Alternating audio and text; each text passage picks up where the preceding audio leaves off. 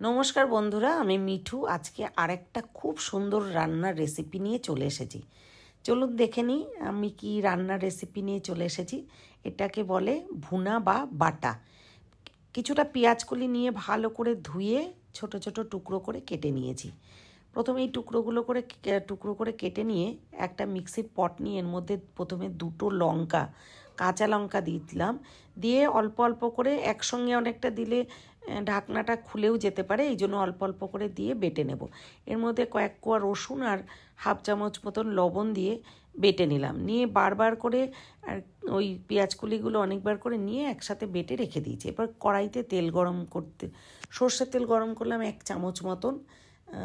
এরপরে একটা শুকনো লঙ্কা আমি কুচি করে দিয়ে দিলাম আর একটু কালো জিরে দিয়ে দিয়েছি। ওটা ভাজা ভাজা হলে ওই বাটা পেঁয়াজকলিগুলো আমি এর মধ্যে কড়াইয়ের মধ্যে ছেড়ে দিলাম। দিয়ে ভালো করে নাড়াচাড়া করব, যতক্ষণ না জলটা টানবে অতক্ষণ নাড়াচাড়া করতে হবে। এর মধ্যে দুটো কাঁচা লঙ্কা আরও আমি চিড়ে দিচ্ছি আর একটা বাতাসা দিয়ে দিচ্ছি একটু মিষ্টির জন্য। স্বাদ মতো লবণ দিলাম আর একটু গুঁড়ো হলুদ দিয়ে দিচ্ছি। দিয়ে এটা ভালো করে মিশিয়ে নাড়াচাড়া করতে হবে যতক্ষণ না পর্যন্ত ড্রাই হয়।